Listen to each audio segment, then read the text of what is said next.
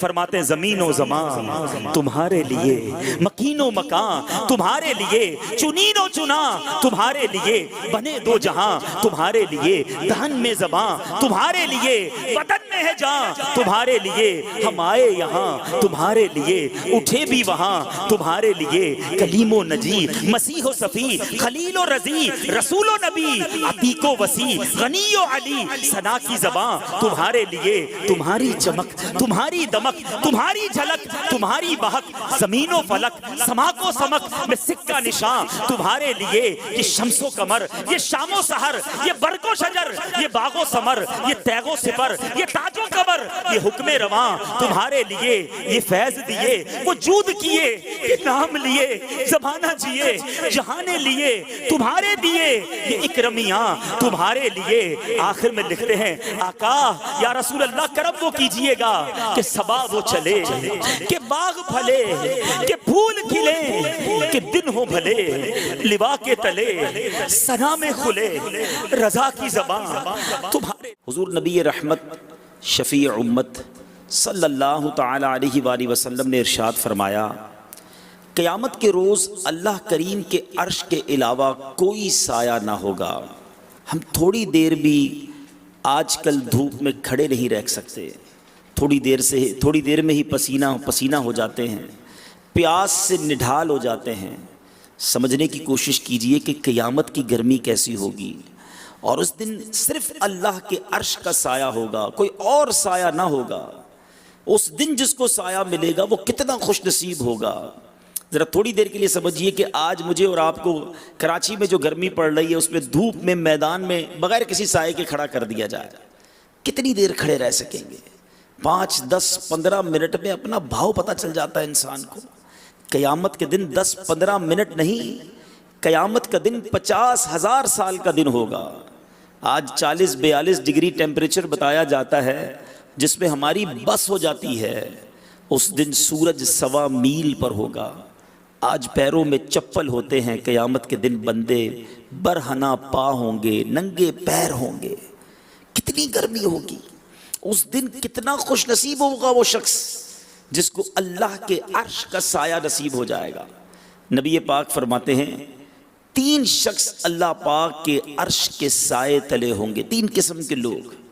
غور سے سنیے، اگر میرا اور آپ کا شمار ان 3 قسم کے لوگوں میں نہیں ہوتا تو آج سے اپنے آپ کو ایسا بنانے کی کوشش شروع کر دیجئے۔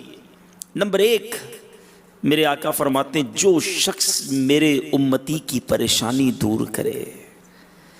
سرکار علیہ السلام کے امتیوں کی پریشانی دور کرنے والوں تمہیں مبارک ہو، مسلمانوں کے لیے آسانیاں پیدا کرنے والوں تمہیں مبارک ہو، کہ قیامت کے دن مسلمانوں کی پریشانیاں دور کرنے والا اللہ کے عرش کے سائے میں ہوگا۔ اب اس کے مقابل، اس کے اپوزٹ بندہ سمجھے کہ اللہ کے عرش کے سائے میں اسے جگہ دی جائے گی جو مسلمانوں کی پریشانیاں دور کرتا ہے، مگر جو مسلمانوں کے لیے پریشانیاں پیدا کرتا ہے، مسلمانوں کو تکلیف پہنچاتا ہے، نبی پاک کی امتیوں کے لیے ظلم کر کے ان کے لیے مشکل پیدا کرتا ہے، وہ سوچے اس کا کیا بنے گا قیامت کے دن۔ اگر زندگی ایسی نہیں ہے تو کرنا شروع کر دو کہ میرے ذریعے لوگوں کی مشکلیں آسان ہوں، پریشانیاں دور ہوں، دکھ دور ہوں لوگوں کے۔ نمبر 2، میرے آقا فرماتے ہیں میری سنت کو زندہ کرنے والا۔ سبحان اللہ، مبارک ہو دعوت اسلامی والوں کو، اللہ سلامت رکھے امیر اہل سنت کو اور اس مدنی ماحول کو، کہ جہاں کتنی ایسی سنتیں ہیں جو پہلے لوگ عمل نہیں کرتے تھے، آج دعوت اسلامی کے مدنی ماحول کی برکت سے لاکھوں عمل کرنے والے بن گئے ہیں۔ اللہ مجھے اور آپ کو نبی پاک کی سنتوں پر عمل کرنے والا بنا دے، کیونکہ جو سنت کو زندہ کرنے والا ہے، میرے آقا فرماتے ہیں قیامت کے دن اللہ کے عرش کے سائے تلے اسے جگہ ملے گی۔ اور تیسرے نمبر پہ نبی پاک فرماتے ہیں مجھ پر کثرت سے درود شریف پڑھنے والا۔ تو روزانہ کثرت کے ساتھ چلتے پھرتے اٹھتے بیٹھتے درود پاک پڑھتے رہا کریں، کیونکہ ہم قیامت کی گرمی برداشت نہیں کر سکیں گے۔ اور قیامت کا جو دن ہے نا، جس کو بڑا مشکل دن قرار دیا گیا، ڈے آف ججمنٹ جسے کہا جاتا ہے، اگر قیامت کی مشکلوں کے بارے میں سنیں تو رونگٹے کھڑے ہو جاتے ہیں، لیکن درود پاک کی برکتوں کے بارے میں پڑھے تو ڈھارس بھی ملنے شروع ہو جاتی ہے۔ اللہ کے عرش کا سایہ کسے ملے گا؟ نبی پاک نے فرمایا درود پاک کثرت سے پڑھنے والا۔ ایک اور جگہ پیارے آقا فرماتے جس کا مضمون ہے کہ بے شک بروز قیامت کی دہشتوں اور دشوار گزار گھاٹیوں سے جلدی نجات پانے والا وہ ہوگا جس نے دنیا میں مجھ پر سب سے زیادہ درود پاک پڑھے ہوں گے۔ ایک اور جگہ آقا فرماتے ہیں میرے سب سے زیادہ نزدیک وہ ہوگا جس نے دنیا میں سب سے زیادہ درود پڑھے ہوں گے۔ حوض کوثر کے بارے میں نبی پاک فرماتے ہیں جس کا مضمون ہے کہ بروز محشر حوض کوثر پر میرے پاس کچھ لوگ آئیں گے جنہیں میں کثرت درود کی وجہ سے پہچانتا ہوں گا۔ ذرا سوچئے قیامت کی مشکلوں میں درود پاک کیسے کام آئے گا؟ پھر کیوں نہ زندگی درود پاک میں گزارتے رہیں، نبی پاک کی یاد میں گزاریں، اور جس کی زندگی نبی پاک کی یاد میں سنتوں پر عمل کرتے ہوئے درود پاک پڑھتے ہوئے گزرے گی، محشر کے دن بھی اس کے لیے آسانی ہو جائے گی۔ شاعر لکھتے ہیں نا محشر ہے اگر محشر، محشر ہے اگر محشر، کس بات کا ہم کو ڈر، ہم جن کے ثنا خواں ہیں وہ بھی تو وہاں ہوں گے۔ آقا بھی ہوں گے نا، درود پڑھتے پڑھتے ان کی سنتوں پر عمل کرتے کرتے زندگی گزری ہوگی، تو انشاءاللہ محشر کے دن بھی کام بن جائے گا۔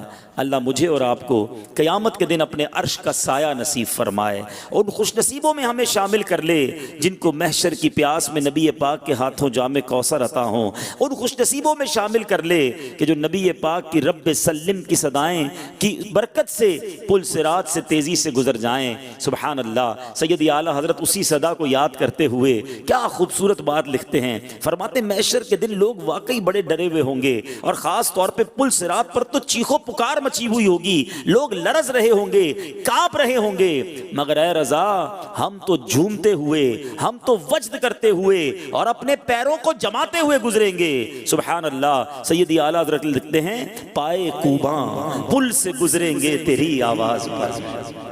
یا رسول اللہ، قیامت کے دن پل صراط پر ہم پیر جماتے ہوئے اللہ کی رحمت پر بھروسہ کرتے ہوئے ڈرتے ہوئے نہیں، پر اعتماد طریقے سے پل صراط سے گزریں گے، پائے کوباں پل سے گزریں گے تیری آواز پر، رب سلم کی صدا پر وجد لاتے جائیں گے۔ اے رضا رضا پل سے اب وجد کرتے گزریے کہ ہے رب سلم صدائے محمد۔ اللہ تعالیٰ قیامت کے دن کی پریشانیوں سے ہم سب کو محفوظ فرمائے۔ آئیے مل کر محبت کے ساتھ بآواز بلند درود پاک پڑھ لیجئے، صلو علی الحبیب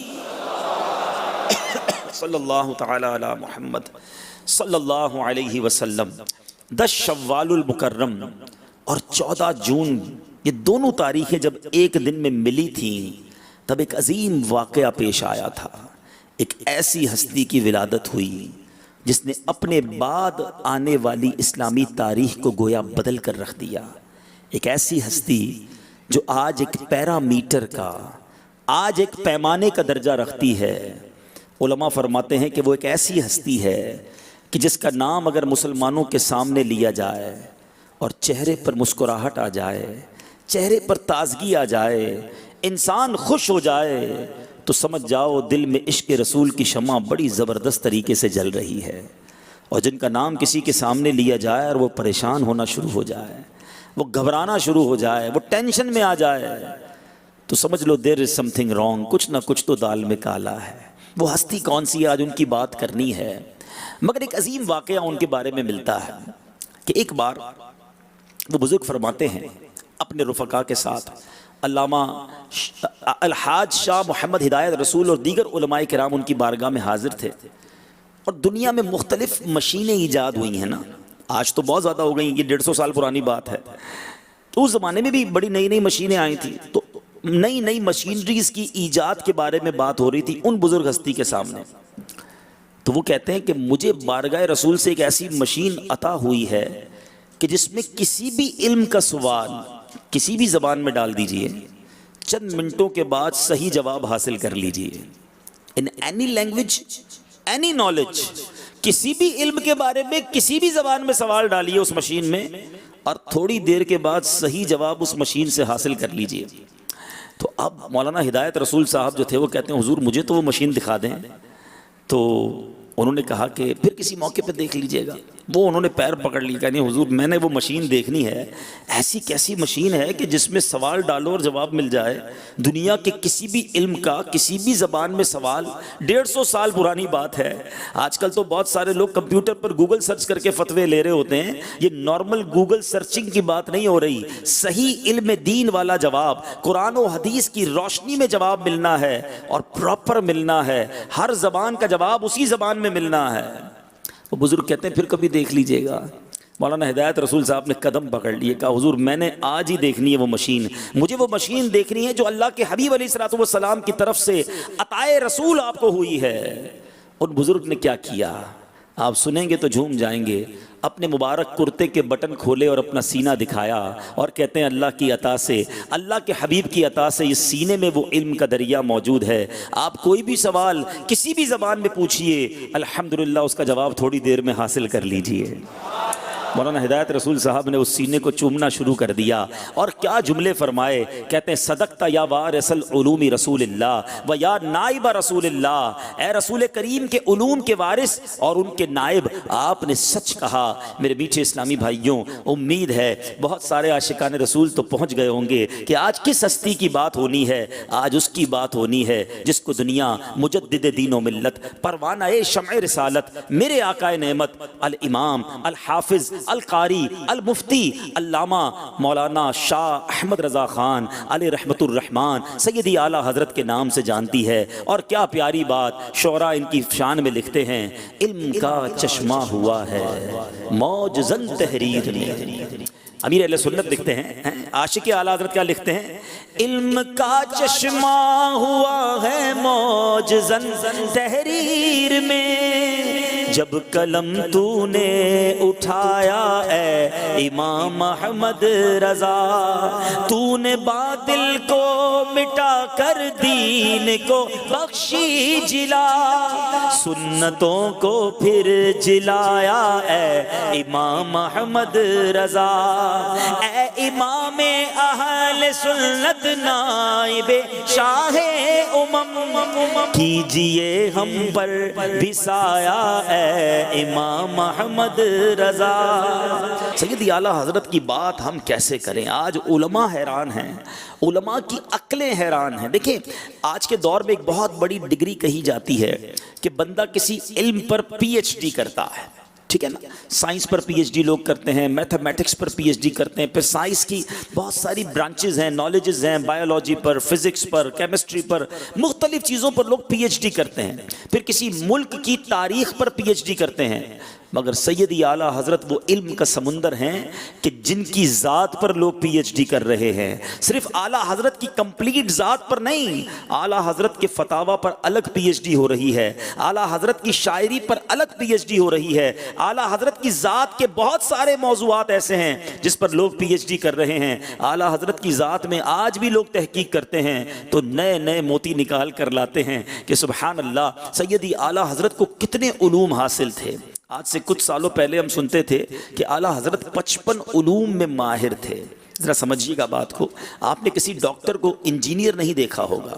ڈاکٹری میں ماہر ہوتا ہے, انجینئر نہیں بن پاتا کیونکہ اس کی زندگی ڈاکٹری سیکھنے میں لگ جاتی ہے. کسی سائنسدان کو آپ نے ڈاکٹر نہیں دیکھا ہوگا کیونکہ اس کی لائف سائنس میں گزرتی ہے. کوئی بہت بڑا آرکیٹیکٹ ہو, بلڈنگ بنانے کا ماہر ہو, بڑی اچھی بات ہے, مگر وہ آرکیٹیکٹ ہونے کے ساتھ ساتھ ڈاکٹر نہیں بن پاتا کیونکہ اس کی لائف زندگی اسی میں مہارت میں حاصل ہو جاتی ہے. مگر اعلیٰ حضرت کا کمال یہ ہے کہ زندگی تو ایک ہی پائی ہے, تقریباً 68 سال آپ کی مبارک زندگی رہی, مگر ان 68-69 سالوں میں سیدی اعلیٰ حضرت نے, پہلے لوگ بتاتے تھے جنہوں نے اعلیٰ حضرت کے علوم پر بہت زیادہ کوشش کی کہ 55 علوم پر مہارت ہے, اب کہتے نہیں, ہم نے فتاوی رضویہ کو اور اسٹڈی کیا اور غوطہ لگایا. علماء کہتے ہیں 100 سے زیادہ علوم پر اعلیٰ حضرت کو شاندار مہارت حاصل ہے. اتھارٹی کی حیثیت رکھتے ہیں. مہارت ہونا اور چیز ہے.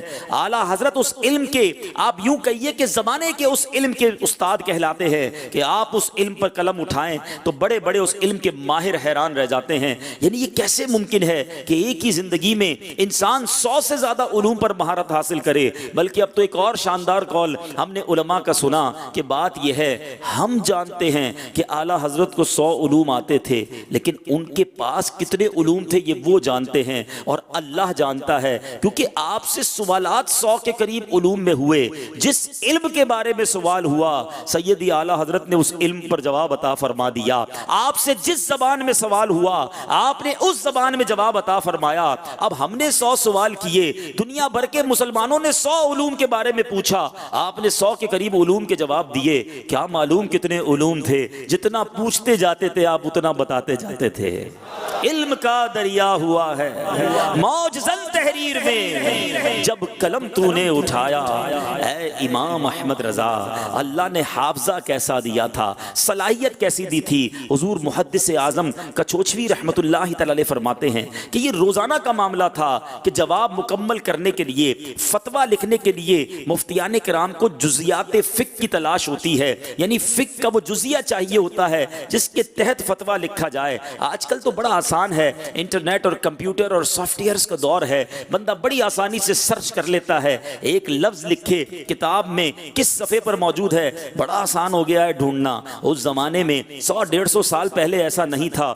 ایک ایک کتاب کا ایک ایک صفحہ کھول کر دیکھنا پڑتا تھا, اور فقہ کی کتابیں کئی جلدوں پر موجود تھیں. اب حضرت لکھتے ہیں کہ ہم پریشان ہو کر جب سیدی اعلیٰ حضرت کی بارگاہ میں آتے کہ حضور فقہ کا یہ جزیہ نہیں مل رہا, کس کتاب میں تلاش کریں. سیدی اعلیٰ حضرت فرماتے رد المختار کی فلاں جلد کی فلاں لائن کو دیکھ لو, ان لفظوں کے ساتھ یہ جزیہ موجود ہے. در مختار کے فلاں صفحے میں یہ عبارت موجود ہے. عالمگیری اٹھاؤ, اس کی فلاں جلد کی فلاں لائن میں یہ جزیہ موجود ہے. حضرت محدث اعظم کچوچوی رحمت اللہ تعالی علیہ فرماتے ہیں کہ جیسا اعلیٰ حضرت فرماتے اس فتوے کی کتاب کی وہی چیپٹر وہی والیوم نکالتے, وہی صفحہ کھولتے, لائن گنتے تو اتروی لائن کے اندر ہی وہ مسئلہ موجود ہوتا تھا. یہ کیسا کمپیوٹر تھا, یہ کیسی میموری تھی. اللہ اکبر. آج سائنس میں ایک اصطلاح استعمال ہوتی ہے فوٹوجینک میموری. یہ اس یادداشت کو کہا جاتا ہے کہ جو چیزوں کو اس طرح بندہ یاد کرتا ہے جیسے دماغ میں تصویر موجود ہو. اللہ اکبر. سیدی اعلیٰ حضرت کے حافظے کے بارے میں غور کریں تو ایسا لگتا ہے کہ 1400 سال کی کتابیں فوٹوجینک میموری کی طرح دماغ میں ایسی محفوظ تھیں کہ صفحہ بھی بتاتے تھے, لائن بھی بتاتے تھے. مولانا محمد حسین میرٹھی رحمت اللہ تعالی علیہ فرماتے ہیں ایک مرتبہ اعلیٰ حضرت خود بیمار ہو گئے اور خود لکھنے سے, ڈاکٹر نے آپ کو لکھنے سے طبیب نے منع کر دیا کہ اب آپ لکھیں گے نہیں, آپ کی طبیعت ٹھیک نہیں ہے. تو اب جو فتویٰ لکھوانا ہوتا اعلیٰ حضرت مجھ سے لکھواتے. مولانا محمد حسین میرٹھی کہتے ہیں کہ اب مجھ سے فتویٰ لکھاتے. اب کیا کہتے, جب فتویٰ لکھوانا ہوتا مجھے کہتے الماری سے فلاں جلد نکال کر لاؤ. اکثر کتابیں مصری ٹائپ کی کئی جلدوں میں تھیں, مصری لکھائی میں کئی جلدوں پر تھیں. تو مجھے فرماتے کہ اتنے صفحے ذرا پلٹ لو اور فلاں صفحے پر اتنی سطروں کے بعد اتنی لائنوں کے بعد یہ ٹاپک شروع ہوا ہے, اسے یہاں اس فتوے میں نقل کر دو. وہ کہتے ہیں جب میں ڈھونڈ کے کتاب نکالتا, صفحہ نمبر نکالتا, جس لائن میں اعلیٰ حضرت نے کہا ہوتا اس لائن پر پہنچتا تو جیسا سیدی اعلیٰ حضرت نے فرمایا تھا مضمون وہیں سے شروع ہوتا تھا. میں حیران ہو گیا کہ یہ سطر گن کر کیسے سیدی اعلیٰ حضرت نے یاد کیا تھا. کب اتنا موقع ملا کہ ایک ایک کتاب کے ایک ایک صفحے کی لائنیں گن کر سیدی اعلیٰ حضرت نے یہ مضمون یاد کیا. کہتے یہ بات ہماری سمجھ سے باہر تھی کہ اللہ نے کیسا حافظہ عطا فرمایا. اعلیٰ حضرت امام اہل سنت اپنے والد ماجد رئیس المتکلمین مولانا نقی علی خان رحمت اللہ تعالی علیہ نے آپ کو فتاوی لکھنے کی جب اجازت دی تو آپ کے والد صاحب اپنے فتاوی جو ہیں اپنے والد صاحب سے آپ اصلاح کرواتے تھے, چیک کرواتے تھے. اور 7 سال کے بعد انہوں نے اعلیٰ حضرت سے کہا کہ اب مجھے فتویٰ دکھانے کی ضرورت نہیں ہے, خود ہی آپ فتویٰ جاری کر دیا کریں. مگر سیدی اعلیٰ حضرت کا یہ معمول رہا کہ جب تک والد گرامی دنیا میں حیات رہے انہی سے فتویٰ چیک کراتے ہیں. اللہ اکبر. مگر میرے میٹھے اسلامی بھائیوں ذرا غور تو کیجئے کہ اعلیٰ حضرت امام اہل سنت کو کتنی عمر میں فتوے کی اجازت ملی. آج ہو سکتا ہے کہ یہاں پر بہت سارے اسلامی بھائی اس عمر کے موجود ہوں گے. سیدی اعلیٰ حضرت نے 13 سال 4 ماہ اور 10 دن میں درس نظامی سے فراغت حاصل کی اور درس آپ کی دستار فضیلت ہوئی اور اسی دن سے آپ کو فتویٰ لکھنے کی اجازت بھی مل گئی. 14 سال کا ہو سکتا ہے کوئی مدنی منا یہاں موجود ہو, ذرا کبھی اس کو دیکھیے گا کہ 14 ایئرز ابھی پورے نہیں ہوئے تھے. 14 سال کی عمر پوری نہ ہونے سے پہلے درس نظامی کمپلیٹ ہو گیا اور آپ کو فتویٰ لکھنے کی اجازت ملی اور اعلیٰ حضرت نے اپنا پہلا فتویٰ بھی لکھ دیا. فتویٰ اپنے والد صاحب سے چیک کروایا تو فتویٰ بھی ٹھیک تھا. اللہ اکبر. اللہ تعالیٰ جب کسی کو بہت عروج دینا چاہتا ہے, کسی سے بہت بڑا کام لینا چاہتا ہے تو اسے چن لیتا ہے اور اسے ایسے ایسے علوم عطا فرماتا ہے. سیدی اعلیٰ حضرت اس کی زندہ مثال ہمارے سامنے موجود ہیں. سیدی اعلیٰ حضرت کی بہت ساری علمی خدمات ہیں. میں 2-3 باتیں آپ کی علمی خدمات پر, آج ہمارا بیان جو ہے وہ سیدی اعلیٰ حضرت کی علمی پوزیشن. سچی بات تو یہ ہے کہ ہماری تو اوقات بھی نہیں. یہ بڑے بڑے مفتیان کرام اور علماء کا کام ہے کہ سیدی اعلیٰ حضرت کی کتابوں کی گہرائی, آپ کی ذہانت, آپ کی فقاہت, آپ کی علمی عروج پر بات کریں. ہم طالب علم کیا ان کی شان بیان کریں, مگر ہمارے اندر بھی شوق علم دین پیدا ہو. اس لیے اعلیٰ حضرت کی سیرت میں سے آپ کی چند علمی خدمات پر ہم بات کر رہے ہیں. اور بیان کے اگلے حصے میں سیدی اعلیٰ حضرت کا اتنا علم ہونے کے باوجود پھر بھی عمل کیسا تھا, تقویٰ کیسا تھا, پرہیزگاری کیسی تھی. نارملی ہم نے دیکھا ہے کہ جب بندہ بہت کتابوں میں, بڑے مطالعے میں اور بڑی علمی مشاغل میں ہو, اب اس سے بہت ساری چیزوں کے لیے وقت تھوڑا ملتا ہے. مگر سیدی اعلیٰ حضرت انفرادی عبادت میں بھی کمال تھے, عمل کی دنیا کے بھی شہنشاہ ہیں. سبحان اللہ. میرے میٹھے اسلامی بھائیوں, سیدی اعلیٰ حضرت امام اہل سنت کا ایک شاہکار کام جس کو آج دنیا فتاوی رضویہ کے نام سے جانتی ہے. سبحان اللہ. یہ وہ کام ہے کہ اس میں فتوے میں دلائل کا سمندر ٹھاٹھے مارتا ہوا نظر آتا ہے. فتاوی رضویہ کی 30 جلدیں ہیں, یاد رہے 30 جلدیں ہیں, تقریباً 22,000 صفحات ہیں, 6,847 سوالات کے جوابات دیے اور جس میں سے 206 اتنے طویل جوابات ہیں کہ وہ 206 الگ رسائل بن گئے, الگ کتابیں بن گئیں. ہزارہ مسائل اس میں ضمناً زیر بحث آئے. آپ 55 علوم, جیسے میں نے پہلے کہا کہ ایک تحقیق کے مطابق 55 علوم پر عبور رکھنے والے ایسے ماہر علم تھے کہ درجنوں علوم عقلیہ نقلیہ پر آپ کی سینکڑوں تصانیف موجود ہیں. اللہ اکبر. علماء کے لیے فتاوی رضویہ ایک آکسیجن کا کام دیتا ہے. سبحان اللہ. شاعر کے امیر علیہ السلام لکھتے ہیں نا, علم و عرفاں کا جو کہ ساگر تھا, خیر سے حافظہ کبھی تر تھا, حق پہ مبنی تھا جس کا ہر فتویٰ, واہ کیا بات اعلیٰ حضرت کی. اچھا, فتاوی رضویہ کی بہت ساری خصوصیات میں سے چند باتیں اور عرض کرتا ہوں تاکہ مزید پڑھنے کا شوق پیدا ہو. اب تو ماشاءاللہ مکتبۃ المدینہ نے بڑے آسان انداز میں اسے چھاپ بھی دیا ہے, اس کا سافٹ ویئر بھی آ گیا ہے, یہ انٹرنیٹ پر بھی فری ڈاؤن لوڈ کیا جا سکتا ہے. کم از کم ہر گھر میں فتاوی رضویہ ہونا چاہیے. ہمارے مطالعے کے اندر کچھ نہ کچھ اس کی عبارتیں ضرور ہونی چاہیے. اور علماء تو آج بھی فتاوی رضویہ کو اپنے لیے کہتے ہیں کہ ہمارے ہم فتاوی لکھنے کے لیے محتاج ہیں. فتاوی رضویہ کے لیے فتاوی رضویہ میں نادر و نایاب حوالوں کا جگہ بہ جگہ ذکر کیا گیا. فتاوی رضویہ میں قرآن و حدیث کی روشنی میں سینکڑوں موضوعات پر ہزاروں مسائل کا حل فرمایا گیا. فتاوی رضویہ میں دیگر مذاہب یعنی دیگر فقہ کے قوانین اور جزیات علم بھی شامل کیے گئے. سبحان اللہ. فتاوی رضویہ میں بدعتوں کا ایمان افروز رد کیا گیا. فتاوی رضویہ کی سب سے بڑی خصوصیت یہ ہے کہ بڑے بڑے مفتیان کرام کو فقہی مسائل کے معاملے میں وقتاً فوقتاً اس کی ضرورت پڑتی رہتی ہے. بہت سے مفتیان کرام فتویٰ دینے کے معاملے میں خاص طور پر فتاوی رضویہ سے ہیلپ مدد لیتے ہیں اور انشاءاللہ آئندہ بھی لیتے رہیں گے. میرے شیخ طریقت کیا خوب بات لکھتے ہیں, حشر تک جاری رہے گا فیض مرشد آپ کا, حشر تک جاری رہے گا فیض مرشد آپ کا, فیض کا دریا بہایا اے امام احمد رضا, فیضان اعلیٰ حضرت جاری رہے گا. سبحان اللہ. اب چلتے ہیں اعلیٰ حضرت امام اہل سنت کا ایک اور عظیم امت کے لیے تحفہ, اور یہ تحفہ ہمیں پتہ ہے کیسے ملا. مفتی امجد علی اعظمی صدر الشریعہ جنہوں نے باہر شریعت لکھی ہے نا, وہ سیدی اعلیٰ حضرت سے ریکویسٹ کرتے رہتے کہ حضور امت کو ایک اور تحفہ آپ سے ملنا چاہیے، اور وہ یہ ہے کہ آپ قرآن کا ترجمہ کرتے ہیں۔ بڑے ترجمے ہیں مارکیٹ میں قرآن کے، مگر عشق رسول سے لبریز صحیح طریقے سے قرآن کی جو روح ہے، ہمیں اردو زبان میں ایک ترجمہ آپ سے مل جائے۔ آپ فرماتے میری ساری لائف، ساری زندگی آپ کے سامنے، کہاں ٹائم ہے، اتنی ساری مصروفیات ہیں۔ اچھا، قرآن کا ترجمہ لکھنا یاد رہے کہ بڑے بڑے مفتیان کرام بھی نہیں لکھ پاتے، کیونکہ اس کے لیے بہت سارے علوم اور بہت ساری کتابوں کا ارک نکالنا ہوتا ہے۔ It's not easy job.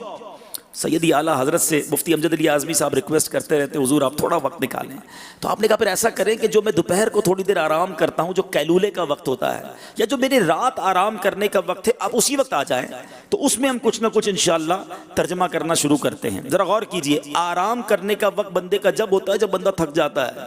اب اسی آرام کے وقت میں سے کچھ وقت نکالا گیا اور صدر الشریعہ مفتی امجد علی اعظمی صاحب اعلیٰ حضرت کی بارگاہ میں جاتے۔ ذرا غور کیجئے گا، اگر جو علماء بیٹھے ہیں یا میرے اس بیان کو سنیں گے وہ جانتے ہیں کہ قرآن کا ترجمہ یہ کوئی عام بات نہیں ہے، اللہ کے کلام کا ترجمہ کرنا ہے۔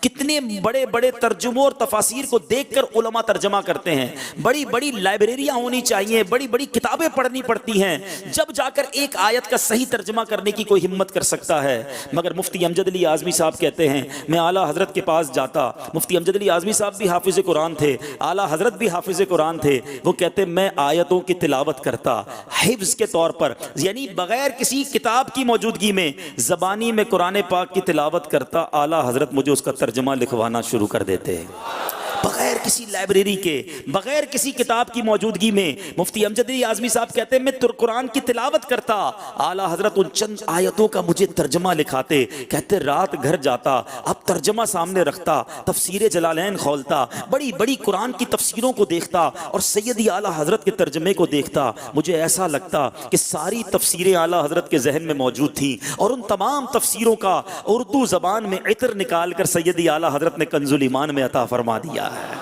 اور یہ بات ثابت ہوئی بعد میں کہ جب یہ ترجمہ کنز الایمان مارکیٹ میں آیا، آج 100 سال سے زیادہ وقت ہو چکا ہے، علماء دین سے پوچھئے، پاک و ہند کے بڑے بڑے علماء سے پوچھئے کہ روئے زمین پر اردو زبان میں جو سب سے اہم اور سب سے خوبصورت ترجمہ قرآن ہے، وہ ترجمہ قرآن کنز الایمان ہے۔ سیدی اعلیٰ حضرت نے وہ عظیم تحفہ اس امت کو عطا فرمایا، اور سبحان اللہ عاشق اعلیٰ حضرت میرے شیخ طریقت امیر اہل سنت نے کنز الایمان کا جو ڈنکا بجایا ہے، ارے کنز الایمان گھر گھر تو پہنچایا ہے۔ امیر اہل سنت کو کنز الایمان سے محبت اتنی ہے کہ آپ سے جب کئی بار مسجدوں کے لیے نام پوچھا گیا تو امیر اہل سنت فرماتے مسجد کا نام بھی کنز الایمان رکھ دو، یعنی ہمارے باب المدینہ کراچی میں کنز الایمان کے نام سے مسجدیں موجود ہیں۔ دنیا میں سیدی اعلیٰ حضرت نے ترجمہ قرآن کنز الایمان ضرور لکھا، امت کو ایک عظیم و شان تحفہ ضرور دیا، مگر آج رہتی دنیا میں اگر لاکھوں عاشقان رسول کے گھروں میں کنز الایمان موجود ہے تو اس کا صحرا عاشق اعلیٰ حضرت امیر اہل سنت کے سر ہے، جو اپنے ہر بیان میں، ہر مدنی مذاکرے میں جب سے ہم نے ہوش سنبھالا ہے اعلیٰ حضرت کے ترجمہ قرآن کنز الایمان کا ڈنکا بجاتے ہیں اور فرماتے ہیں یہ عاشق رسول کے قلم سے لکھا گیا قرآن پاک کا بہترین ترجمہ ہے، ہر عاشق رسول کے گھر میں ترجمہ قرآن کنز الایمان ہونا چاہیے۔ آئیے چند جھلکیاں کنز الایمان میں ایسا کیا ہے، ایسی کیا خوبصورت بات ہے کہ اس سے بہتر اردو ترجمہ ہمیں نہیں ملتا۔ سبحان اللہ۔ اب ذرا غور سے سنتے جائیے، اعلیٰ حضرت رحمت اللہ تعالی علیہ پاک و ہند کے وہ عظیم ترین مترجم، ترجمہ کرنے والے ٹرانسلیٹر ہیں، جنہوں نے قرآن کریم کا ایک ایسا ترجمہ پیش کیا ہے جس میں روح قرآن کی حقیقی جھلک موجود ہے۔ حیرت و تعجب کی بات تو یہ ہے کہ لفظی ترجمہ ہونے کے باوجود با محاورہ بھی ہے، اور یہ آپ کے ترجمے کی بہت بڑی خوبی ہے۔ آپ نے ترجمہ کرتے وقت اس بات کا خیال رکھا ہے کہ ترجمہ لغت کے مطابق ہو اور الفاظ کے مختلف معانی میں سے ایسا معنی منتخب کیا جائے کہ جو پہلے اور بعد والی آیت کے تعلق کو باقی رکھ سکے۔ اس ترجمے سے قرآنی حقائق، علم و معارف کے وہ چھپے ہوئے راز ظاہر ہوتے ہیں جو عام طور پر دوسرے ترجموں سے ظاہر نہیں ہوتے۔ سبحان اللہ، ایسا ادب والا، ایسا عشق والا، ایسا پیارا ترجمہ ہے کہ جناب آپ نے ہر مبارک مقام پر انبیاء کرام کے ادب و احترام، عزت و پاک دامنی کا بالخصوص لحاظ رکھا ہے۔ ترجمہ قرآن کنز الایمان جو ہے دنیا کا بہترین اردو ترجمہ قرآن ہے جو کسی لائبریری میں بیٹھ کر یا کسی دوسرے ترجمے کو دیکھ کر یا تفاسیر و احادیث یا لغات کو پڑھ کر نہیں لکھا گیا بلکہ زبانی لکھوایا گیا ہے. جبھی تو شاعر کہتے ہیں نا احمد رضا کا تازہ گلستان ہے آج بھی, احمد رضا کا تازہ گلستان ہے آج بھی, خورشید علم ان کا درخشاں ہے آج بھی, سب ان سے جلنے والوں کے گل ہو گئے چراغ. احمد رضا کی شمع فروزاں ہے آج بھی, خدمت قرآن پاک کی وہ لاجواب کی, خدمت قرآن پاک کی وہ لاجواب کی. راضی رضا سے صاحب قرآن ہے آج بھی, راضی رضا سے صاحب قرآن ہے آج بھی. تو آئیے میں بھی نیت کروں اور آپ بھی نیت کریں کہ انشاءاللہ قرآن پاک کے ترجمہ قرآن کنز الایمان کا مطالعہ ضرور کریں گے انشاءاللہ. امیر اہل سنت نے تو کیا کمال کیا کہ ساری دنیا کے دعوت اسلامی والوں اور والیوں کو مدنی انعامی عطا فرما دیا کہ روزانہ کم از کم 3 قرآن پاک کی آیتیں ترجمہ قرآن کنز الایمان اور اس کی تفسیر کا مطالعہ کریں تاکہ ہر عاشق رسول اعلیٰ حضرت سے خوب منسلک ہو جائے, بار بار تذکرہ اعلیٰ حضرت ہوتا رہے. سبحان اللہ, باتیں تو بہت ہیں, ایک بیان 2 بیان بلکہ سارے مہینے ہم اعلیٰ حضرت کی سیرت بیان کرتے رہیں تو اتنے گوشے ہیں کہ اس کا احاطہ نہیں ہو سکتا. مگر اب میں مختصر سبحان اللہ ذرا غور سے سنیں گے سیدی اعلیٰ حضرت کی زندگی کو, یعنی بچپن سے لے کر آپ کے دنیا سے پردہ فرمانے تک اگر چند منٹوں میں بیان کرنا ہو تو ایک شاندار جائزہ ماشاءاللہ ہمیں عطا کیا گیا المدینۃ العلمیہ کی طرف سے. سنتے جائیے اور ایمان تازہ کرتے جائیے. اعلیٰ حضرت امام اہل سنت کی ولادت باسعادت 10 شوال المکرم ہفتے کے دن ہوئی. اعلیٰ حضرت ابھی 4 سال کے ہوئے تھے کہ آپ نے ناظرہ قرآن پاک ختم کر دیا اور اسی عمر میں آپ نے عربی زبان میں گفتگو بھی شروع فرما دی. 4 سال کی عمر میں. اب اعلیٰ حضرت 6 سال کی عمر میں پہنچتے ہیں. 6 سال کی عمر میں پہلا بیان فرمایا. سیدی اعلیٰ حضرت نے 7 سال کی عمر میں رمضان المبارک کے روزے رکھنا بھی شروع کر دیے. اعلیٰ حضرت نے 8 سال کی عمر میں وراثت کے مسئلے پر شاندار جواب لکھ ڈالا. اعلیٰ حضرت 8 سال کی عمر میں نحو کی مشہور کتاب ہدایت النحو آپ نے پڑھ لی اور اس کی عربی زبان میں شرح بھی آپ نے لکھ دی. سیدی اعلیٰ حضرت نے 13 سال 4 ماہ 10 دن کی عمر میں علوم درسیہ سے فلاغت پائی, درس نظامی کمپلیٹ کیا, دستار فضیلت ہوئی. اسی دن سے فتوے لکھنے کا باقاعدہ آغاز بھی کر دیا اور استاد کی حیثیت سے, درس نظامی پڑھانے والے کی حیثیت سے درس و تدریس بھی شروع کر دیا. ابھی 14 سال عمر نہیں ہوئی ہے, مفتی بن چکے, عالم بن چکے, عالم بنانے والے استاد بھی بن چکے ہیں. اب سیدی اعلیٰ حضرت کی عمر 19 سال ہوتی ہے. آپ کا نکاح ہوا, ازدواجی زندگی کی ابتدا ہو جاتی ہے. سیدی اعلیٰ حضرت نے 22 سال کی عمر میں شرف بیعت آپ نے مرید ہوئے اور اپنے پیر و مرشد سے بیعت ہوتے ہی تمام سلسلوں کی اجازت بھی حاصل کر لی. یعنی پیر صاحب نے آپ کو مرید بھی بنایا اور اپنا خلیفہ بھی بنا دیا, بیعت کرنے کی اجازت بھی عطا فرما دی. کیا بات ہے. سیدی اعلیٰ حضرت نے 22 سال کی عمر میں اردو کی پہلی کتاب تحریر فرمائی. اعلیٰ حضرت کی عمر جب 23 سال ہوئی, سبحان اللہ, اب قسمت کا ستارہ چمکا اور سیدی اعلیٰ حضرت حرمین طیبین کے سفر کو روانہ ہو گئے. پہلی حاضری سیدی اعلیٰ حضرت کو نصیب ہوئی. سبحان اللہ, اعلیٰ حضرت نے 23 سال کی عمر میں ہی, کیونکہ مکہ پاک گئے تھے تو وہاں سے علماء مکہ مکرمہ سے اجازت حدیث حاصل کر لی. اعلیٰ حضرت کی جب 27 سال کی عمر ہوتی ہے آپ نے فارسی کتاب آپ نے لکھی. سیدی اعلیٰ حضرت نے 31 سال کی عمر میں 68 اشعار پر مشتمل مشہور و معروف قصیدہ معراجیہ تحریر فرمایا. وہ سرور کشور رسالت جو عرش پر جلوہ گر ہوئے تھے, نئے نرالے طرب کے ساما عرب کے مہمان کے لیے تھے. 68 اشعار ہیں سیدی اعلیٰ حضرت نے 31 سال کی عمر میں وہ لکھا. سیدی اعلیٰ حضرت کی عمر جب 45 سال ہوئی آپ نے اپنی کتاب فتاوی حرمین تحریر فرمائی. اب اعلیٰ حضرت کی عمر 50 سال ہوتی ہے. دارالعلوم منظر اسلام کی بنیاد آپ نے رکھی. اعلیٰ حضرت نے 51 سال کی عمر میں ایک بار پھر نبی پاک نے کرم کیا, ایک بار پھر حرمین طیبین کا سفر ہوا اور یہی وہ تاریخی سفر ہے جس میں نبی پاک نے اعلیٰ حضرت کو اپنا دیدار بھی عطا فرمایا. یاد ہے نا وہ واقعہ جب روضہ رسول پہ یہ عاشق رسول حاضر ہوا, سنہری جالیوں پر ساری رات درود پڑھتے رہے اور تمنا یہ تھی کہ آج محبوب پاک کا دیدار کرنا ہے اور جاگتی آنکھوں سے کرنا ہے, سر کی آنکھوں سے کرنا ہے. ساری رات درود پڑھتے رہے مگر عاشق کو تڑپایا بھی جاتا ہے, عاشق کا امتحان بھی لیا جاتا ہے. ساری رات درود پڑھتے رہے, دیدار نہ ہوا مگر عشق رسول میں تڑپ کر میرے رضا نے وہ کلام لکھا. کیا لکھتے ہیں؟ وہ سوئے لال ازار پھرتے ہیں, تیرے دن اے بہار پھرتے ہیں, ہر چراغ مزار پر قدسی کیسے پروانہ وار پھرتے ہیں. اس گلی کا گدا ہوں میں جس میں مانگتے تاجدار پھرتے ہیں. بہت زیادہ عاجزی کے ساتھ اپنے آپ سے کہتے ہیں کوئی کیوں پوچھے تیری بات رضا, تجھ سے کتے ہزار پھرتے ہیں. جب اپنے آپ کو نبی پاک کے در کا سگ کہہ دیا تو آقا کو اپنے عاشق پر کیسا کرم فرمایا, نبی پاک نے کیسی کہتے ہیں نا مہربانی فرمائی کہ سیدی اعلیٰ حضرت کو سر کی آنکھوں سے, جاگتی آنکھوں سے اپنا دیدار عطا فرما دیا. ابھی زندگی کا سفر جاری ہے. سیدی اعلیٰ حضرت امام اہل سنت 52 سال کی عمر میں علماء مکہ و مدینہ نے آپ کو سند و خلافت عطا فرمائی اور اسی سال سیدی اعلیٰ حضرت نے کرنسی نوٹ کے متعلق کتاب بھی لکھی. اعلیٰ حضرت نے 52 سال کی عمر میں قصیدہ جان نور, سبحان اللہ, وہ قصیدہ لکھا. شکر خدا کہ آج گھڑی اس سفر کی ہے جس پر نثار جان فلاح و ظفر کی ہے. گھڑیاں گنی ہیں, گھڑیاں گنی ہیں برسوں کی, یہ شب گھڑی پھری مر مر کے پھر یہ سل میرے سینے سے سر کی ہے. بینی سہانی صبحوں میں ٹھنڈک جگر کی ہے, کلیاں کھلی دلوں کی ہوا یہ کس کدھر کی ہے. کچھ سنا دے عشق کے بولوں میں اے رضا, مشتاق طبع لذت سوزے جگر کی ہے. سیدی اعلیٰ حضرت نے قصیدہ لکھا. سبحان اللہ, اعلیٰ حضرت نے 52 سال کی عمر میں, اے کراچی والوں تمہیں مبارک ہو, جب میرے رضا کی عمر 52 سال ہوئی تو سیدی اعلیٰ حضرت نے باب المدینہ کراچی کو بھی اپنی آمد کا شرف بخشا تھا. اعلیٰ حضرت نے تقریباً 58 سال کی عمر میں کنز الایمان شریف کا املا کروانا شروع کیا. 64 سال کی عمر میں آپ نے جماعت رضائے مصطفیٰ کا قیام فرمایا.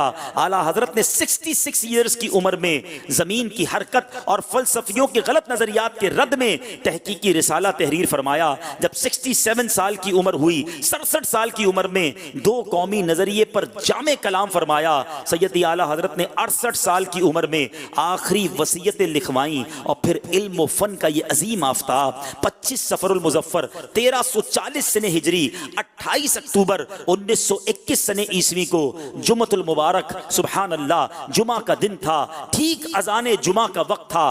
68 سال کی عمر میں یہ علم و آفتاب, علم و فن کا آفتاب غروب ہو گیا. اللہ کریم ان پر اپنی کروڑوں رحمتیں نازل فرمائے, تربت اعلیٰ حضرت پر اپنی رحمتوں کا نزول فرمائے. جس رضا نے لکھا ایسا پیارا سلام, ان کی نورانی تربت پہ لاکھوں سلام. اے میرے میٹھے اسلامی بھائیوں, یہ تو بات ہو گئی کچھ اعلیٰ حضرت کی حیات کی, زندگی کیسے گزاری, کتنے علوم تھے. اب آئیے اعلیٰ حضرت کی کچھ عمل پر بھی بات ہو جائے. آج ہم میں سے کوئی ہو سکتا ہے سوچے کہ اعلیٰ حضرت تو اتنے سارے علوم کے ماہر تھے, ہم تو جناب اتنے علم نہیں جانتے. تو چلیں آج ایک نیت تو ہو سکتی ہے, طالب علم تو بن سکتے ہیں, علم سیکھنے والے تو بن سکتے ہیں. دعوت اسلامی کے جامعات المدینہ موجود ہیں جس میں علماء بنائے جاتے ہیں, 6 سالہ کورس موجود ہے, اس میں داخلہ لے لیجئے. اب آؤ دیکھو, بریلی کا تاجدار, علم کا سمندر ضرور ہے, مفتیوں اور علماء کا امام ضرور ہے, مگر عمل کے میدان میں بھی کسی سے پیچھے نہیں ہیں. سیدی اعلیٰ حضرت کو ایک بار والد گرامی نے خواب میں آ کر بتایا کہ بیٹا اس رمضان میں تم بیمار ہو جاؤ گے, مگر دیکھو روزہ نہ چھوڑنا. سیدی اعلیٰ حضرت کہتے ہیں اس رمضان میں میں واقعی بڑا بیمار ہو گیا, لیکن میں نے والد صاحب کا جو فرمانا تھا اس کے اوپر عمل کیا, بیماری میں بھی روزہ نہیں چھوڑا, اور اللہ تعالیٰ نے روزوں کی برکت سے مجھے صحت عطا فرما دی. اور خود لکھتے ہیں کہ صحت کیوں نہ ملے, نبی پاک علیہ الصلوۃ والسلام فرماتے سومو تصحو, روزہ رکھو صحت یاب ہو جاؤ گے. چلو یہ فارمولہ بھی مل گیا. کچھ لوگ روزہ ہلکی پھلکی بیماری اور روزہ چھوڑ دیتے ہیں. ارے روزہ تو صحت حاصل کرنے کا فارمولہ ہے, اور حدیث پاک میں نبی پاک نے فرمایا. ایک بار اعلیٰ حضرت کے اوپر بہت زیادہ نکاہت طاری ہو گئی, بیماری بھی تھی, بڑی گرمی تھی. تو اعلیٰ حضرت نے گرمی کی وجہ سے، بیماری کی وجہ سے روزے نہ چھوڑے، اپنے اوپر خود فتویٰ دیا کہ میرے پاس اس بات کی طاقت اور مالی وسعت بھی ہے کہ میں پہاڑوں پر جا کر، ٹھنڈے علاقوں میں جا کر روزہ رکھ سکتا ہوں۔ تو سیدی اعلیٰ حضرت نے سفر کیا، گرمی میں روزے نہ رکھنے پر روزے نہ چھوڑے، ٹھنڈے علاقے میں جا کر رمضان کے پورے روزے وہاں جا کر بھی رکھے۔ نماز کا کیسا جذبہ تھا۔ سیدی اعلیٰ حضرت کے بارے میں آتا ہے کہ آپ با جماعت نماز پڑھنے کے ایسے شوقین تھے کہ سیدی اعلیٰ حضرت ہمیشہ با جماعت نماز ادا کرتے، بلکہ جب بہت بیمار ہو گئے، زندگی کے آخری ایام تھے، تو 4 لوگ آپ کی کرسی کو اٹھا کر مسجد میں لے جاتے، مگر سیدی اعلیٰ حضرت اس وقت بھی جا کر با جماعت ہی نماز ادا فرماتے۔ ایک بار ایسا بھی ہوا کہ جماعت کا وقت ہو گیا، کرسی پر بٹھا کر کوئی لے جانے والا نہیں تھا، تو گھر میں بیٹھ کر نماز نہیں پڑھی، گھسٹتے ہوئے آپ مسجد پہنچے اور وہاں جا کر با جماعت نماز ادا کی۔ ایسا عمل، ایسا جذبہ، یعنی بعض صورتوں میں جیسی بیماری، جیسی تکلیف تھی، جماعت چھوڑنے کی اجازت مل جاتی، مگر نیکیاں کمانے کی حرص ایسی تھی۔ کیونکہ یاد رہے نبی پاک علیہ الصلوۃ والسلام فرماتے، سنو با جماعت نماز پڑھنے کا کیا فائدہ ہے۔ با جماعت نماز ادا کرنا تنہا نماز پڑھنے سے 27 درجے زیادہ فضیلت رکھتی ہے۔ کاروباری لوگ بیٹھے ہیں، ذرا سمجھیں اس بات کو۔ آپ کو کوئی کہے کہ یار یہ جو آپ کپڑا بیچتے ہیں یہ یہاں پر 100 روپے میٹر بکے گا، حیدرآباد جا کر بیچیں تو 1000 روپے میٹر بکے گا، بیچو گے کراچی میں؟ بندہ کہے سارے کپڑے جمع کرو بھائی، سیدھا چلتے ہیں حیدرآباد، 100 روپے میٹر کی جگہ 1000 روپے میٹر، کتنا بنا؟ 10 ٹائمز بنانا، 10 گنا زیادہ منافع۔ اب کپڑے کی مثال دی ہے، دودھ والا دودھ کی مثال لے لے، چپل والا چپل کی مثال لے لے، واٹ ایور جو بھی آپ کام کرتے ہیں، بلکہ آپ کو کوئی یہ کہے کہ ادھر نوکری کرو گے تو 20,000 روپے ملیں گے، حیدرآباد میں نوکری کرو گے تو 2 لاکھ روپے ملیں گے۔ اب بندہ کہے بھائی مسئلہ ہی کوئی نہیں، تھوڑا اور آگے چلا جاتا ہوں، اگر 2.5 لاکھ ملیں گے تو ملک چھوڑ دیتے ہیں لوگ۔ تھوڑے پیسے زیادہ ملے وطن چھوڑ دیتے ہیں، واپس ہی نہیں آتے، 10 سال رہتے ہیں۔ ارے بھائی پاکستان تو جاؤ، کہتے ہیں واپس جائیں گے تو ویزے ہی نہیں ہے، واپس نہیں آ سکیں گے، بڑی زبردست تنخواہ ہے، تنخواہ 5-10 گنا زیادہ مل جائے، منافع تھوڑا زیادہ مل جائے، شہر چھوڑنے کے لیے تیار ہیں۔ ایک نماز گھر میں پڑھو تو 1 نماز کا ثواب ہے، محلے میں مسجد موجود ہے، عاشقان رسول کی مسجد موجود ہے، جماعت سے نماز نہیں پڑھتے کہ 27 گنا زیادہ ثواب ہے۔ اے میرے میٹھے اسلامی بھائیو، رمضان چلا گیا، ہم کیوں چلے گئے مسجد سے؟ ذرا غور کریں نا کہ آج اسی طرح رش ہے مسجد میں جو رمضان میں تھا، تو کیا ہوا؟ کیا ہم صرف رمضان کے لیے مسلمان تھے؟ اے اعلیٰ حضرت کے چاہنے والوں، سیدی اعلیٰ حضرت کی زندگی مجھے اور آپ کو پیغام دے رہی ہے۔ وہ بڑھاپے میں، بیماری میں مسجد میں جاتے تھے، آج ہم صحت میں مسجد میں نہیں جاتے۔ لوگوں سے کہو یار آپ کہاں گئے؟ تراویح میں نظر آتے تھے، آپ تو فجر میں بھی آتے تھے، ظہر میں بھی آتے تھے، بس وہ رمضان تھا نا، بس اس میں ہی ٹھیک تھا۔ استغفر اللہ۔ مسجدیں گویا یہ اعلان کر رہی ہیں کہ رمضان تو چلا گیا مگر مسلمان کہاں چلے گئے؟ کیا میں اور آپ صرف رمضان کے لیے مسلمان تھے؟ کیا مجھ پر اور آپ پر فقط رمضان میں ہی نمازیں فرض تھی؟ سوچئے نا۔ آؤ سیدی اعلیٰ حضرت کی سیرت آج آپ نے اور میں نے سنی ہے، ہم سب سیدی اعلیٰ حضرت سے بے پناہ محبت کرتے ہیں، اور اللہ اس محبت میں ہمیشہ ہمیں اضافہ عطا فرمائے۔ لیکن یہ کیسی محبت ہے کہ صرف نام سے محبت ہے، ان کے کام پر، ان کے نقش قدم پر نہیں چلنا؟ آؤ آج نیت کریں، جتنے میرے بھائی یہاں موجود ہیں، کہ انشاءاللہ ہمیشہ با جماعت نماز ادا کریں گے، بلکہ اللہ سے دعا کرتے ہیں کہ یا اللہ ہمیں مرتے وقت تک کبھی کسی کا محتاج نہ کیجیو، ہمیں اپنے بچوں کا بھی محتاج نہ کیجیو میرے مالک، ہم کھڑے ہو کر نمازیں ادا کرتے رہیں، کبھی بیٹھ کر، کبھی کرسی پر، ایسی نوبت ہی نہ آئے میرے مولا، ہمیشہ صحت کے ساتھ، عافیت کے ساتھ نیکیوں والی زندگی عطا کیجیو مالک، کہ زندگی کی آخری نماز بھی مسجد میں کھڑے ہو کر ادا کریں۔ یہ دعا کرتے رہا کرو، اور اپنے آپ کو عادی بناؤ مسجدوں کا، مسجدوں سے ناتا جڑنا چاہیے۔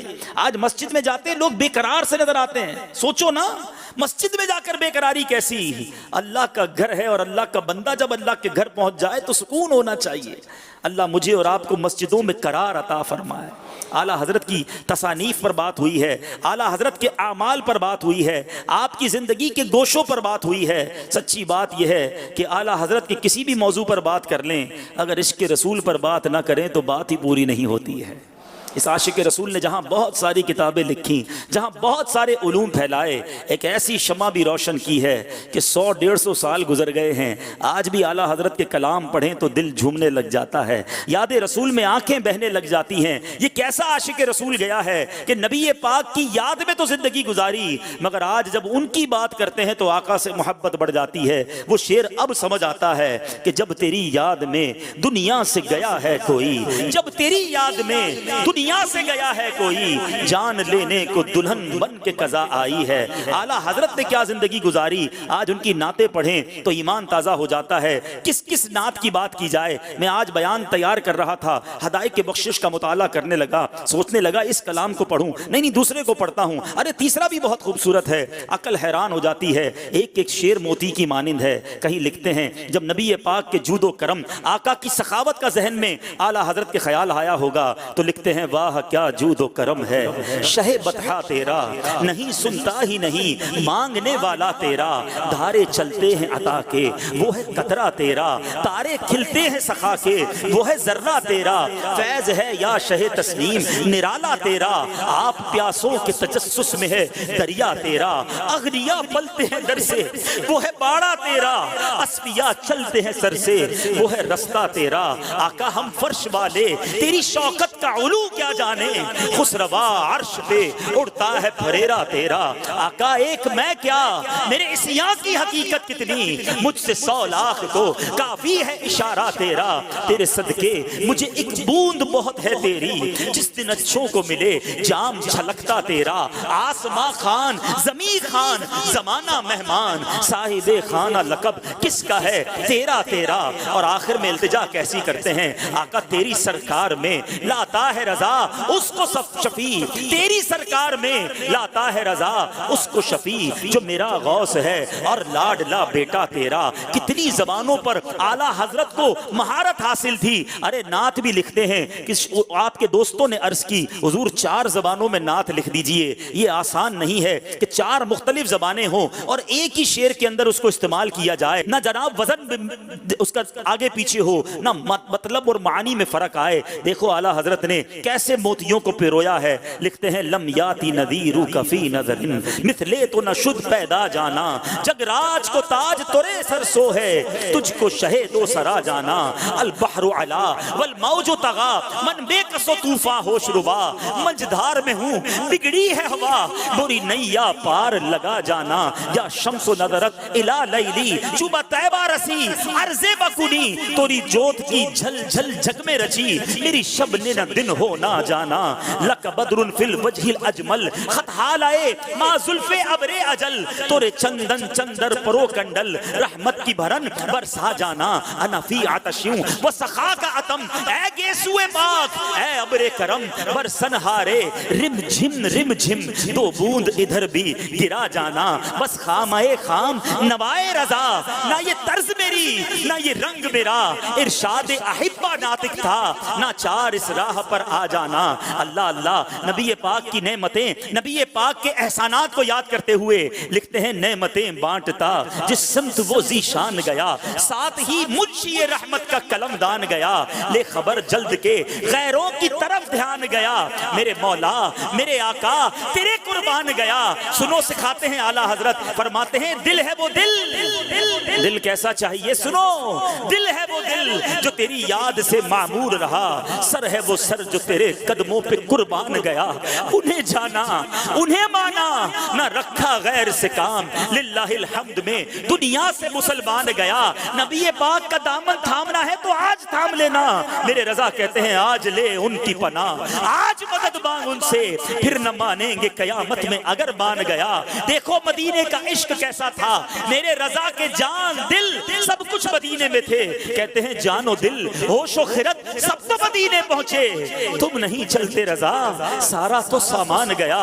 اللہ اللہ، بڑے پھول دیکھے ہوں گے، بڑے باغ دیکھے ہوں گے، آؤ رضا کی نظر سے بھی پھول دیکھ لو، کہتے ہیں سرتاب قدم ہے تنے سلطان زمن پھول، لب پھول بدن پھول زکن پھول دہن پھول، تن کا بھی ہمارے تو ہلائے نہیں ملتا آقا تم چاہو تو ہو جائے ابھی کوہ بہن پھول واللہ جو مل جائے میرے گل کا پسینہ مانگے نہ کبھی عطر نہ پھر چاہے دلہن پھول. سنو میرے رضا کیا کہتے ہیں, کیسا چمن تھا, کیسا باغ تھا, کرم کا چمنستان تھا. کہتے ہیں کیا بات رضا اس چمنستان کرم کی, کیا بات رضا اس چمنستان کرم کی. زہرا ہے کلی جس میں حسین اور حسن پھول. سبحان اللہ. کبھی تو نبی پاک کی خوبصورتی اور آقا کے بے عیب ہونے پر قلم اٹھاتے ہیں تو لکھتے ہیں وہ کمال حسن حضور ہے کہ گمان نقص جہاں نہیں, یہی پھول خار سے دور ہے, یہی شمع ہے کہ دھواں نہیں, دو جہاں کی بہتریاں نہیں کہ امان یہ دل و جاں نہیں. کہو کیا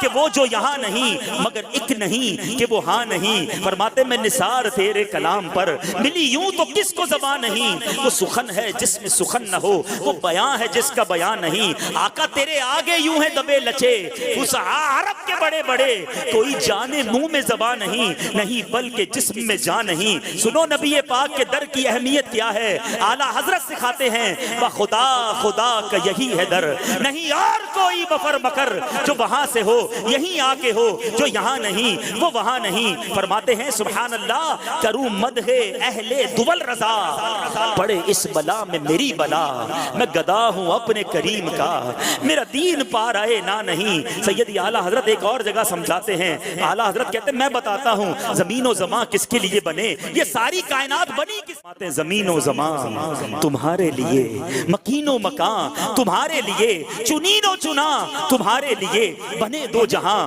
تمہارے لیے, دہن میں زبان تمہارے لیے, بدن میں ہے جان تمہارے لیے. ہم آئے یہاں تمہارے لیے, اٹھے بھی وہاں تمہارے لیے. کلیم و نجی, مسیح و صفی, خلیل و رضی, رسول و نبی, عتیق و وسیع, غنی و علی, ثنا کی زبان تمہارے لیے. تمہاری چمک تمہاری دمک تمہاری جھلک تمہاری بہک, زمین و فلک سما کو سمک میں سکہ نشان تمہارے لیے. یہ شمس و قمر, یہ شام و سحر, یہ برگ و شجر, یہ باغ و ثمر, یہ تیغ و سپر, یہ تاج و قمر, یہ حکم رواں تمہارے لیے. یہ فیض دیے وجود کیے, یہ نام لیے زمانہ جیے, جہانے لیے تمہارے دیے, یہ اکرمیاں تمہارے لیے. آخر میں لکھتے ہیں آقا یا رسول اللہ کرم وہ کیجئے گا کہ صبا وہ چلے, کہ باغ پھلے, کہ پھول کھلے, کہ دن ہو بھلے, لوا کے تلے ثنا میں کھلے, رضا کی زبان تمہارے کام کر کے اعلیٰ حضرت گئے ہیں کہ آج عاشق اعلیٰ حضرت کہتے ہیں کہ رضا کی زبان تمہارے لیے, رضا کی ہے جان تمہارے لیے. آقا رضا ہے یہاں تمہارے لیے, رضا ہو وہاں تمہارے لیے. اللہ تعالیٰ تربت اعلیٰ حضرت پر کروڑوں رحمتوں کی بارش نازل فرمائے.